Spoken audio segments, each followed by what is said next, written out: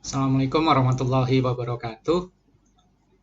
Pada kesempatan kali ini, kuliah perancangan jaringan rantai pasok akan kita bahas materi mengenai adding capacity to the model. Ini merupakan kelanjutan dari materi sebelumnya, di mana materi sebelumnya dua model yang bahkan tiga model yang sudah kita ulas terkait dengan yang pertama adalah mempertimbangkan distance, yang kedua adalah mempertimbangkan perubahan service level. Di kesemua model belum mempertimbangkan adanya batasan kapasitas. Sehingga pada materi ini kita akan membahas bagaimana model dalam perancangan jaringan rantai pasok yang mempertimbangkan adanya batasan kapasitas. Sekalipun pada kenyataannya setiap fasilitas dalam supply chain ini memiliki batasan kapasitas, mungkin kita kadang-kadang tidak perlu untuk mempertimbangkan batasan tersebut dalam model. Alasan utama kita boleh mengabaikan atau tidak mempertimbangkan kapasitas dalam model ini bisa kita lakukan dengan beberapa alasan berikut ini. Yang pertama adalah pada saat kita memberikan batasan kapasitas, tentunya nanti demand itu akan kemudian karena kan ada beberapa banyak permintaan gitu ya ke titik supply, dan titik supply ini kemudian dibatasi, maka kemudian alokasi dari supply ke demand ini akan cenderung mencari titik kesetimbangan baru. Lah, logika tersebut sebenarnya sama pada saat kemudian kita masih mengizinkan adanya fasilitas baru yang dibuka. Pada saat kita masih mengizinkan fasilitas baru itu dibuka, gitu ya, itu juga akan mendorong penyeimbangan permintaan ke fasilitas-fasilitas yang ada untuk meminimasi average distance. Ya, logikanya sama. Tetapi pada saat kemudian kita tidak mengizinkan lagi dibuka fasilitas, gitu ya, dan tidak mengizinkan lagi dibuka fasilitas, dan ini perlu kemudian kita mempertimbangkan seperti kondisi real bahwasanya tiap fasilitas itu memang ada batasan kapasitas. Kemudian yang berikutnya, alasan mungkin kita tidak perlu mempertimbangkan batasan kapasitas karena memang tidak akan berpengaruh ke keputusan jika kapasitas yang tersedia ini fleksibel dan dapat di-expand berapapun juga dan kapanpun juga. Nah, bagaimana bisa mengekspand kapasitas itu fleksibel? Yaitu biasanya kalau kita menggunakan, kalau terkait dengan fasilitas warehouse, kita menggunakan warehouse pihak ketiga, di mana kita bisa mengupgrade atau mengekspand kapasitas gudang kita, ditambah dengan gudang pihak ketiga, ini lebih fleksibel gitu ya. Tambahan dari kapasitas gudang itu kita ambilkan dari pihak ketiga. Nah, kalau mudah menambah, berarti kita juga mungkin tidak perlu juga mempertimbangkan batasan kapasitas karena itu tidak akan berpengaruh pada keputusan. Yang terakhir adalah kalau kita berpikir adalah jangka panjang, gitu.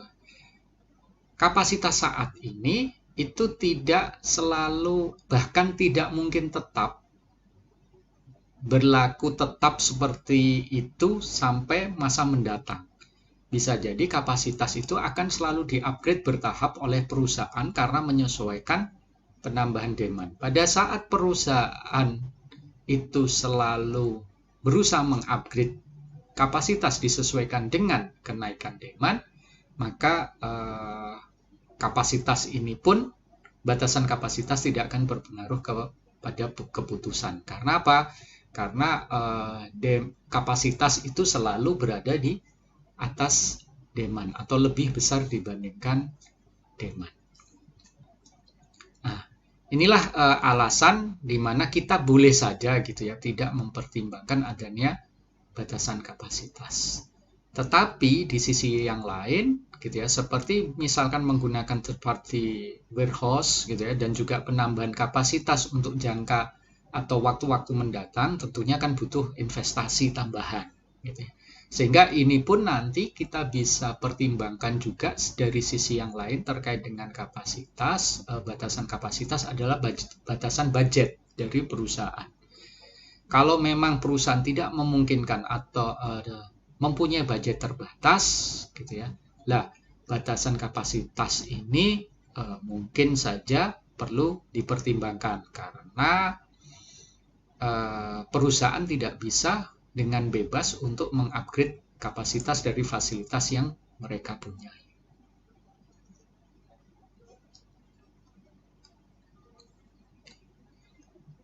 Nah, gambaran banyak kasus gitu ya di dunia real, setiap fasilitas itu tentunya ada batasannya, baik fasilitas itu fasilitas komersial ataupun fasilitas publik, biasanya kan ada batasannya. Seperti juga fasilitas publik, misalkan rumah sakit, itu ada batasannya gitu ya. Seperti pada saat pandemi, selalu biasanya rumah sakit mengeluarkan apa? BOR gitu ya, bed occupancy ratio. Berapa persen gitu kan. Kalau sudah 100% berarti itu apa? Utilitas dari kapasitas itu penuh gitu ya, penuh karena termanfaatkan 100%. Kalau misalkan masih 50, 60 berarti ini kan belum maksimal, belum penuh gitu ya. Kapasitas di dalam rumah sakit tersebut untuk penanganan COVID.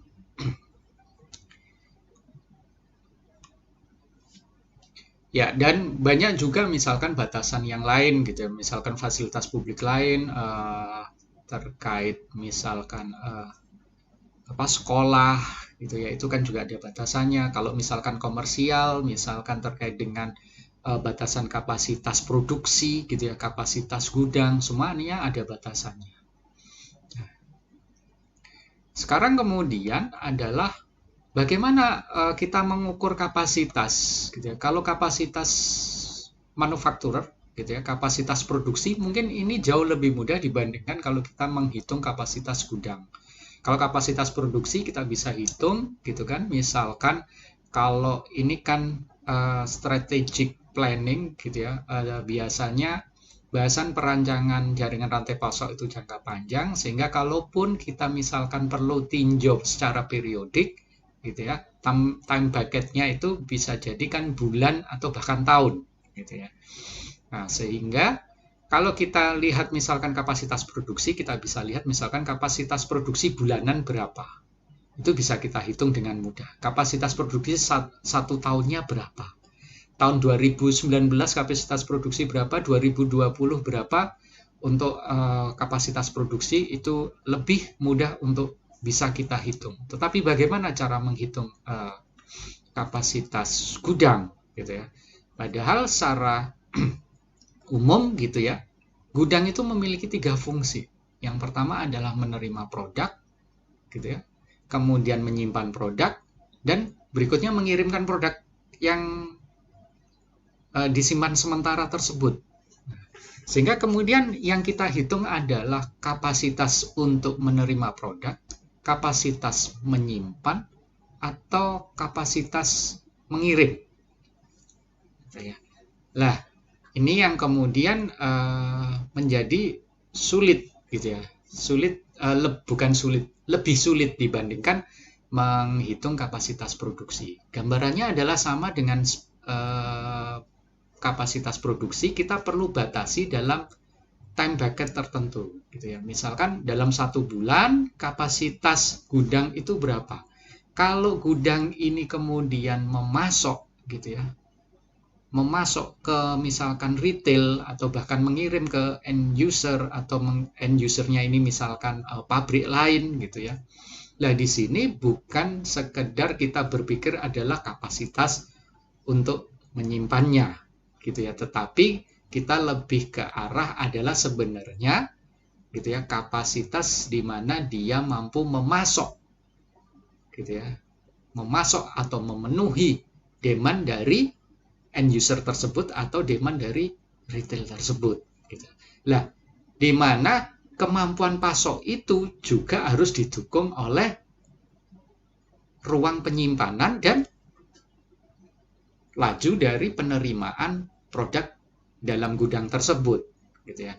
Kalau kita bilang misalkan, gitu ya, 1 bulan dia bisa memasok 1000 unit, gitu ya, berarti harusnya selama sebulan itu harus ada di on hand inventory juga 1000 yang siap dikirim dalam waktu 1 bulan. Tidak harus kemudian 1000 di sini 1000 itu selama 1 bulan ngendon di penyimpanan, tetapi kan kita bisa berpikir bahwasanya kalau lebih detailnya, gitu ya, lebih detailnya adalah ke arah kalau misalkan dia dalam 1 bulan itu 1000 tetapi pengirimannya dikirim dalam 20 hari, berarti kan per hari 50, berarti paling tidak di gudang itu harus ada on hand per harinya 50. Dan berarti juga harus didukung oleh kapasitas untuk penerimaan juga minimal 50. Ya, gambarannya kan seperti itu. Sehingga ini lebih banyak, gitu ya, yang perlu kita pertimbangkan pada saat kemudian kita harus mengukur kapasitas gudang, gitu ya. Bukan sangat susah, tetapi memang lebih sulit dibandingkan kalau kita hanya menghitung kapasitas produksi. Nah, inilah kemudian, gitu ya, dengan logika inilah kemudian kita juga bisa terjemahkan lagi, gitu ya. Ada 3 bentuk ekspansi kapasitas atau penambahan kapasitas, gitu ya. Nah, untuk mendukung contoh seperti tadi, gitu ya, yang jelas saya sudah berikan ilustrasi, gitu ya, terkait dengan penghitungan kapasitas warehouse. Nah, berikutnya adalah kalau misalkan, gitu ya, demand di masa mendatang itu semakin meningkat, perlu kemudian ada penambahan kapasitas. Nah, penambahan kapasitas ini dapat berupa apa? Nah, untuk kemudian menambah tadi kapasitas pasoknya, bisa jadi melalui yang pertama adalah terkait dengan penambahan tenaga kerja, gitu ya. Penambahan tenaga kerja memang bisa memberikan, gitu ya, kemampuan yang lebih, gitu ya, untuk kemudian mengeksekusi misalkan perpindahan mulai dari misalkan receive, simpan, kemudian kirim, gitu ya, dari gudang kemudian ke tujuan. Selain itu, penambahan kapasitas juga bisa dicapai dengan penambahan shift, gitu ya. Kalau misalkan sebelumnya hanya 1 shift kerja, 8 jam kerja, kemudian karena demand itu meningkat, misalkan 50%, berarti kemudian perusahaan atau pengelola gudang menambah 2 shift, gitu ya, untuk memenuhi hal tersebut. Ya, tentunya di sini kalau kita melihat dalam satu sistem rantai pasok secara keseluruhan, bukan hanya gudangnya saja, gitu, yang ditambah. Berarti kemudian kita harus lari lebih ke hilir, gitu ya. Berarti kapasitas produksinya juga ditambah supaya bisa memenuhi permintaan dari gudang, di mana permintaan gudang itu bergantung pada permintaan dari retail ataupun end user yang dia layani. Ya. Kemudian yang terakhir adalah dengan penambahan equipment. Nah, equipment ini tidak harus kemudian hanya 1 atau 2 mesin, tetapi bisa kemudian ditambah 1 lini produksi baru, gitu ya. Kan 1 lini produksi bisa terdiri dari beberapa tahap proses, di mana tiap tahap proses itu dieksekusi oleh mesin-mesin yang berbeda, gitu ya. Nah, bagaimana kalau misalkan hanya menambah mesin di salah satu stasiun kerja saja? Ya, bisa juga, asalkan yang ditambah ini adalah stasiun yang bottleneck, di mana bottleneck ini berarti kan dia stasiun tersebut lambat gitu ya, yang menyebabkan terjadinya kemacetan, sehingga untuk mempercepat laju prosesnya ditambah satu equipment lagi, itu juga bisa gitu ya. Nah, sehingga ada 3 bentuk atau cara untuk menambah kapasitas, yaitu menambah labor, tenaga kerja, shift, dan juga equipment. Oke. Di sini kita perlu juga ada catatan gitu ya.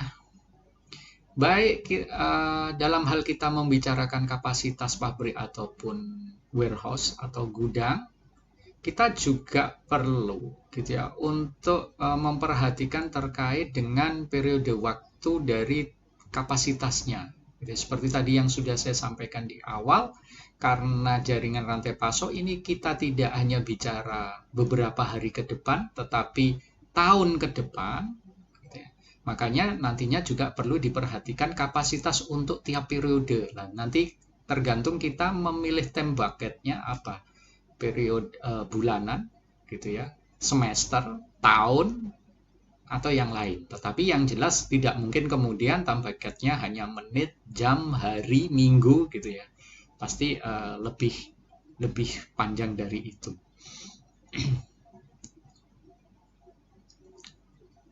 Kemudian setelah kita mengetahui tadi ya, terkait dengan yang pertama adalah alasan ini kapasitas bisa tidak dipertimbangkan gitu ya. Dan juga penambahan kapasitas itu bisa dilakukan dengan 3 cara tersebut. Nah, berikutnya adalah kalau misalkan gitu ya, kita kondisi realnya gitu ya tidak memungkinkan untuk diabaikan seperti ini, maka tetap kapasitas kan kemudian harus kita pertimbangkan. Nah, bagaimana memodelkannya? Nah, ini model ini kita kembangkan berdasarkan dari model yang pertama, yaitu yang hanya mempertimbangkan jarak, gitu ya, di mana tujuannya adalah atau objektif fungsinya adalah meminimasi jarak rata-rata berbobot, gitu ya, average weighted distance. Nah, ini sama kalau Anda perhatikan dengan yang model yang pertama di chapter 3 gitu ya. Ya, di chapter 3 objective function ini sama. Kemudian constraint yang satu ini juga sama. Ini adalah rumus atau batasan dari single sourcing, yaitu satu titik demand itu hanya boleh dipasok dari satu titik supplier. Tetapi satu supplier memang bisa memasok beberapa titik demand. Nah, ini adalah konsep single sourcing. Nah, berikutnya batasan yang kedua juga sama, di mana jumlah yang dibuka, fasilitas baru yang dibuka itu harus sama dengan PP, ini jumlah fasilitas yang diinginkan. Kemudian ini juga sama, yang keempat kita lewati dulu, yang ketiga. Keempat, ini juga sama, bahwasannya kalau fasilitas itu dibuka, berarti bisa jadi dia akan mengalokasikan gitu ya produk itu ke titik demand atau tidak mengalokasikan. Gitu ya. Titik demand J atau tidak mengalokasikan, kan bisa jadi dia tidak mengalokasikan di titik demand, misalkan demand 1, tetapi dia mengalokasikan kedua. Gitu ya. Berarti kan YI 1-nya itu dia 0, tapi YI 2-nya itu dia 1 nilainya. Nah, berikutnya ya YIJ ini bernilai biner, yaitu dialokasikan atau tidak dialokasikan. Kemudian yang XI ini adalah dibuka atau tidak dibuka. Nah, sedangkan kalau sebelumnya di model yang pertama, di bab 3 itu tidak ada batasan kapasitas ini. Karena di sini kita menambahkan atau mempertimbangkan batasan kapasitas, maka kita perlu tambahkan constraint yang ketiga ini. Di mana constraint ini merupakan constraint untuk volume produk yang dikirim dari gitu ya, dari sumber I ke demand J, titik demand J ya. Itu totalnya itu harus lebih kecil sama dengan kapasitas dari fasilitas yang dibuka, gitu kan. Seperti itu. Sehingga kalau misalkan fasilitas yang dibuka itu di titik sumber 1, gitu ya. Terus dia mengirim ke demand 1, 2, 3, berarti total yang dikirim itu tidak boleh melebihi kapasitas dari sumber 1. Oke, ini adalah formulasi matematisnya. Ini cukup, saya yakin ini cukup mudah dipahami gitu ya, karena ini hanya pengembangan dari model yang sebelumnya di mana hanya ada penambahan satu constraint saja terkait dengan constraint kapasitas.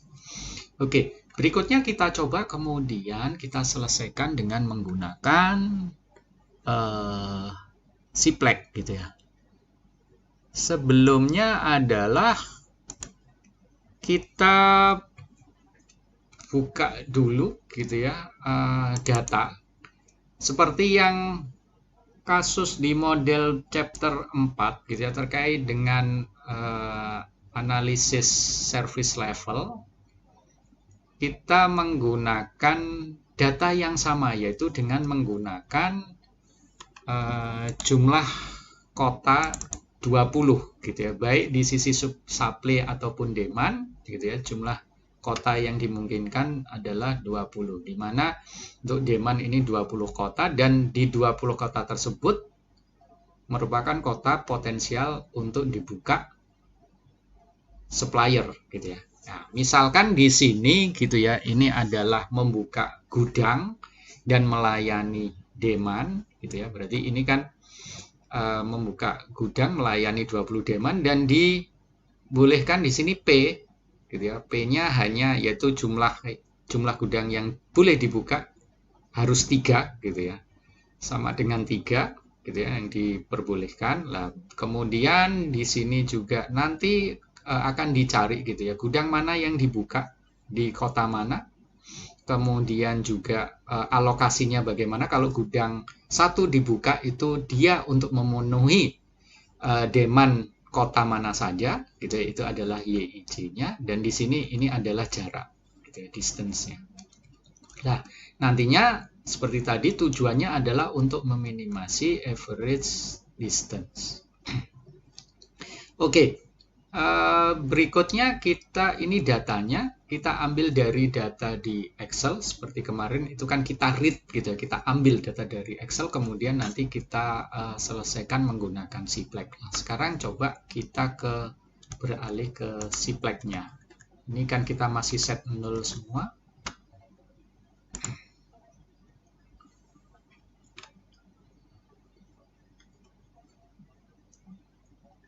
Bagaimana memodelkannya? Nah, kita bisa lihat di sini.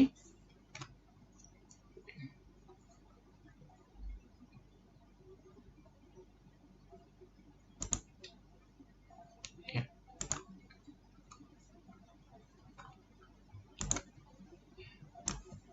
Nah, di sini kita jejerkan dulu, gitu ya.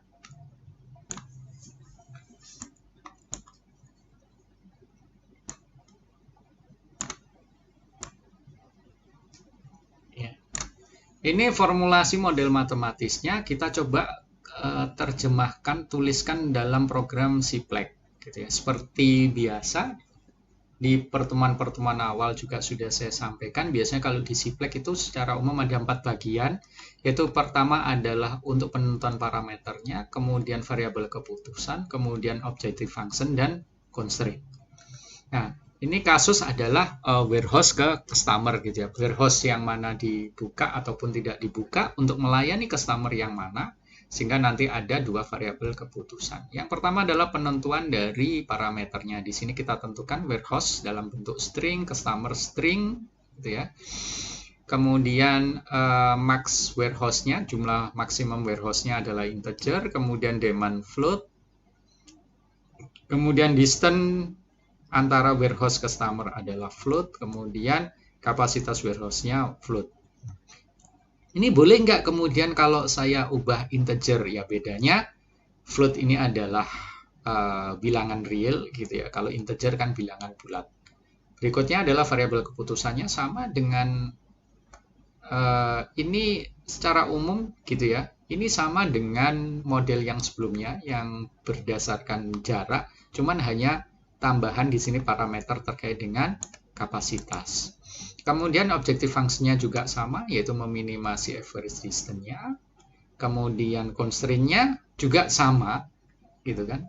Ada 4 constraint di sini, 1, 2, 3 ya. 1, 2, 3 ini sama. Yang berbeda adalah tambahan constraint 1 ini yang terkait dengan kapasitas. Sehingga untuk constraint ini yang pertama ini 1, 2, kemudian 3 ini sama dengan model yang sebelumnya, yaitu model baik model yang dengan pendekatan jarak ataupun model yang model yang sebelumnya itu batasan terkait dengan service level. Oke, tinggal ini yang baru gitu ya, terkait dengan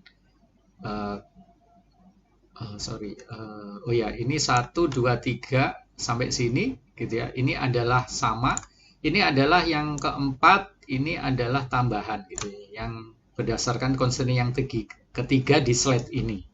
Yaitu di mana sum J, berarti sum J itu adalah customer. Ya, di mana di sini volume di sini adalah demand. Ini harusnya memang vol J gitu ya, bukan vol IJ tapi vol J dikalikan dengan sign var, yaitu YIJ lebih kecil sama dengan kapasitas gudang dikalikan dengan XI gitu ya. Nah, ini adalah tambahan yang baru. Nah, setelah kita modelkan seperti ini, kemudian kita buat datanya sama seperti sebelumnya gitu ya. Ini sama semua, kita menggunakan data Excel yang sama. Hanya tambahan ini di kapasitas gitu ya. Di sini ada di sel J11 sampai J30 gitu ya. Seperti tadi sudah saya buka gitu ya, J11 30. Sehingga di sini ini fokus gitu ya. Ini akan membaca nama file ini gitu ya. Kemudian di sini citrate ini adalah untuk membaca di sel tersebut gitu ya. Di sheet dan sel yang tertulis di sini. Kemudian ini adalah write itu nanti adalah menulis ke Excel tersebut untuk hasil running dari solvernya. Oke, setelah kemudian kita buat dua ini gitu ya. Ini adalah modelnya gitu ya. Ini modelnya. Kemudian ya, ada 4 constraint, kemudian ini adalah datanya. Kita ambil data read dari Excel, kemudian nanti hasil juga di write ke Excel, tetapi juga nanti kalau untuk hasil kita juga bisa lihat di Ciplex juga gitu ya. Sehingga hasil olah dari Ciplex itu akan tertampil baik di Ciplex ataupun di Excel. Oke, sekarang coba kita running gitu ya. Nah, kita buat run konfigurasi sendiri ini untuk small scale yaitu 20 kota. Kalau ini kasus yang lain untuk large scale ini saya buat untuk 200 kota. Oke, sekarang kita run. Kita tunggu hasilnya. Nah, ini biasanya prosesnya karena ada penambahan kapasitas yang dipertimbangkan, maka waktu proses ini akan lebih lama dibandingkan dengan model-model sebelumnya. Apalagi kalau pembandingnya hanya model yang pertama, yang di chapter 3. Gitu ya. Dengan model yang sebelumnya pun gitu ya, meskipun sudah mempertimbangkan gitu ya, yang sebelumnya terkait dengan service level gitu ya, mempertimbangkan service level yaitu coverage-nya gitu ataupun meminimasi average distance-nya, itu tetap lebih cepat gitu ya dibandingkan ini karena ada batasan kapasitas, waktunya lebih lama. Nah, di sini objektif fungsinya nilainya sekian gitu ya. Kemudian solusinya kita bisa lihat di sini, ini adalah solusinya gitu ya. Berarti yang dibuka adalah gudang 2, 8 sama 19 gitu ya. Dengan YIJ-nya adalah seperti ini gitu ya. Nah, itu hasilnya, sehingga kalaupun kita ingin misalkan melihat bagaimana kalau tampilan hasil di Excel gitu ya, kita bisa lihat, kita buka. Seperti kemarin saya sampaikan, kalau untuk Excel berarti sebelum running Excel tersebut harus ditutup dulu gitu ya. Kita running pakai solver. Setelah running selesai baru kita buka lagi kita untuk lihat hasilnya ini. sama 2819 ya, terpenuhi.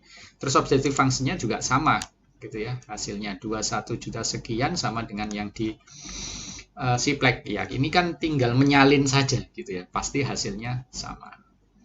Kemudian YIJ-nya bagaimana? Ini ada kalau untuk gudang 1 karena nggak dibuka yang pasti nggak melayani kan, ini pasti 0 semua gitu gudang 1 ya. Kemudian untuk gudang 2 kan dibuka lah, melayani mana saja, ini 6, 13, 17 gitu ya, dan berapa ini tadi, 6, 13, 2 ya, 2, 6, 13 dan 17, berarti 4 kota. Nah, di sini kan 4 kota. Kemudian untuk yang 8 melayani 7 kota. Kemudian yang terakhir 19 melayani 9 kota. Berarti total 20, sudah betul. Nah, kemudian kalau distance-nya kita bisa hitung di sini kan. 200 sekian dan seterusnya. Oke, itu hasilnya.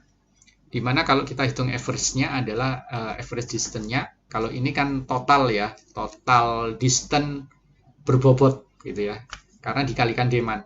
Kalau average distance dalam kilometernya adalah 177,6 km ya untuk kasus ini.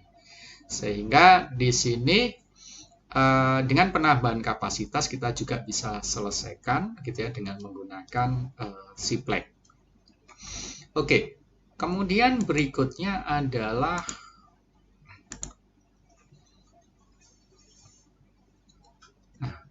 ada beberapa kemungkinan gitu ya, kesulitan gitu yang mungkin akan muncul dengan adanya penambahan constraint capacity gitu ya. Yang pertama adalah jika kondisi realnya total demand itu melebihi total kapasitas gitu ya. Kita sudah set misalkan tadi P-nya adalah 3 gitu ya, kapasitasnya sekian. Terus kemudian ternyata gitu ya, kalau tadi kan di sini ada kapasitasnya adalah kita set 50.000. Kalau 3 berarti kan 150.000. Bagaimana kalau total demand-nya lebih dari 150.000? Nah, ini kan kemudian yang jadi tantangan. Ya, kemungkinan ya tidak visible gitu ya hasilnya. Kalaupun maksa, itu pasti akan terjadi relaksasi. Seperti contoh kemarin model yang mempertimbangkan service level gitu ya, untuk yang model kedua. Di mana kita ingin meminimasi average distance dan maksimasi coverage gitu ya. Kemudian kita batasi hanya 3 ya, nggak bisa gitu. Itu model bisa jalan kalau kemudian ternyata yang dibuka harus 5, makanya terjadi relaksasi. Nah, ini pun sama gitu. Kalau misalkan kemudian gitu ya, ini kita set lebih kecil dari ini gitu ya, ataupun total kapasitasnya itu atau total demand-nya itu lebih dari 150.000 ya, pasti akan terjadi relaksasi juga gitu ya, sehingga bisa jadi nanti ini tidak 3 lagi gitu ya, lebih dari 3 karena memang kapasitasnya tidak mencukupi. Nah, kasus kedua adalah kemungkinan kedua adalah yang muncul semua demand untuk setiap konsumen itu jika dilayani hanya dari satu lokasi sumber atau single sourcing. Ini juga bisa terjadi hal terjadi invisible gitu ya, karena gambarannya seperti ini gitu ya, gambarannya seperti ini. Contoh misalkan gitu ya, contoh misalkan di sini ada ya, kalau yang sebelumnya tadi kan gambarannya 150.000, kalau demandnya lebih dari 150.000 repot gitu ya. Nah, sekarang kalau misalkan sebenarnya kapasitasnya ini gitu ya, ada 2 gudang, tadi kan masing-masing gudang 50.000 gitu ya. Masing-masing gudang 50.000. Coba saya buat ya. Masing-masing gudang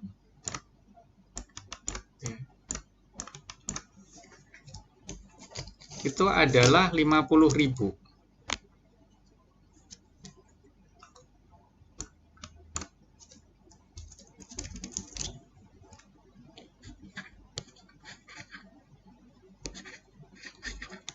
Ada 2 gudang, berarti kan total 100. Sekarang kemudian dari 2 gudang ini nantinya akan memasok 3 konsumen, 3 titik demand. Nah, di mana misalkan di sini, gitu ya. Di sini ini terkait dengan single sourcing ya. Sebenarnya totalnya itu lebih kecil, gitu ya. Contoh di sini misalkan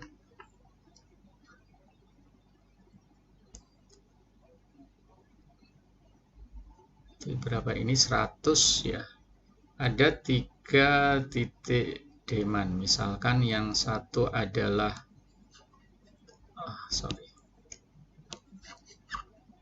30, kemudian 40, kemudian yang ketiga juga sama adalah 30. Nah, single sourcing berarti satu ini harus dipasok dari satu gudang, gitu ya. Berarti ini demandnya di sini ada 2 gudang, gitu ya. Ini kalau masuk sini 30 terpenuhi. Tapi kalau dia masuk ke sini kapasitas tinggal 20, nggak bisa terpenuhi. Kalau single sourcing kan nggak boleh diambilkan dari satu lagi. Nah, sebenarnya ini kan nggak boleh dipasok dari satu gudang yang lain kan, karena single sourcing. Single sourcing itu satu gudang, satu demand, titik demand hanya boleh dipasok dari satu warehouse gitu ya, atau satu titik supplier. Nah, sehingga ini tidak memungkinkan padahal secara total gitu ya. Ini kan juga 100. Ini juga total karena 2 gudang itu juga 100. Sebenarnya nggak masalah gitu ya, terpenuhi. Tetapi karena kasus single sourcing ini menjadi tidak terpenuhi. Ya, sehingga untuk kasus ini tidak bisa gitu ya kita gunakan untuk kasus single sourcing gitu. Oke. Yang ketiga adalah saat memodelkan kapasitas pabrik gitu ya. Biasanya pabrik itu ada minimum quantity untuk jalan, yaitu kalau biasanya adalah economy of scale gitu ya, di mana yang paling efisien itu pabrik itu harus memproduksi dalam ukuran lot tertentu atau ukuran batch tertentu. Nah, ini juga menjadi lebih kompleks lagi gitu ya. Kalau misalkan tadi 50-50, kalau gudangnya, kalau kita ngomong bukan gudang tapi pabrik gitu ya, pabrik ke gudang 50-50, kemudian ada batasan lot size-nya, di mana misalkan bisa berbeda-beda, mungkin 20-20-10 gitu ya. Itu untuk satu produk lah. Bagaimana kalau misalkan multi produk lah, lot size-nya juga berbeda-beda lagi lah. Ini kan jadi lebih kompleks gitu ya, sehingga ya lebih sulit gitu untuk kemudian menyelesaikan untuk mencapai solusi yang visible.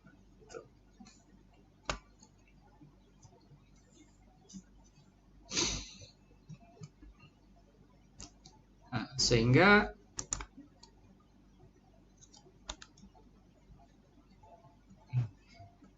di sini pada saat kita gitu ya menentukan batasan kapasitas itu bisa menyebabkan apa? Problem tidak visible. Gitu ya. Seperti tadi kalau misalkan kapasitas itu tidak misalkan pertama yang jelas adalah kalau kapasitas itu lebih kecil dari demand, total demand gitu ya. Itu pasti susah layak atau visible. Kemudian total kapasitasnya ini cukup gitu ya. Tetapi apa? Demandnya di grup seperti tadi single sourcing gitu ya. Ya, sehingga tidak bisa layak juga, tidak bisa visible gitu ya untuk pencarian solusinya. Yang kedua, pada saat ada batasan constraint, bisa jadi nanti solusinya ini terlihat lebih buruk, di mana gitu ya, konsumen itu bisa dilayani tidak dari warehouse terdekat, tapi warehouse yang lebih jauh. Karena apa? Warehouse yang terdekat sudah kehabisan kapasitas. Nah, yang terakhir tentunya adalah waktu penyelesaian yang sama. Ini terkait dengan knapsack problem, yaitu optimasi untuk kasus-kasus dengan batasan kapasitas dan untuk bilangan bulat, gitu ya. Nah, di sini ya optimasinya untuk mengambil base number of warehouse, yaitu jumlah warehouse, itu bisa jadi tidak memenuhi dari batasan jumlah warehouse yang sudah ditentukan, gitu ya. Sehingga nanti kalaupun gitu ya sesuai gitu ya, seperti tadi tidak terjadi relaksasi, yaitu tidak menambah, itu pun prosesnya akan lama gitu ya, untuk mencari warehouse mana yang harus dibuka, karena ada batasan warehouse dan juga ada batasan kapasitas, batasan jumlah warehouse dan batasan jumlah kapasitas.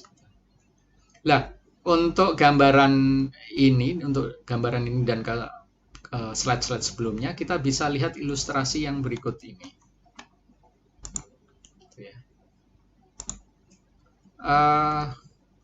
Bagaimana penambahan kapasitas itu dapat mengubah model. Ini contohnya adalah distributor di Brasil itu melayani 25 customer.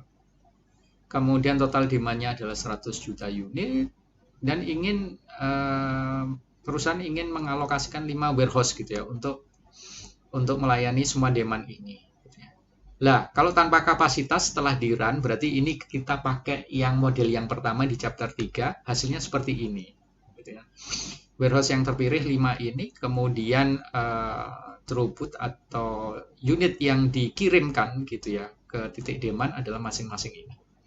Nah, pada saat kemudian ditambahkan kapasitas, misalkan di sini kapasitas tiap warehouse maksimal 30 juta, gitu ya. Yang sebelumnya ini kan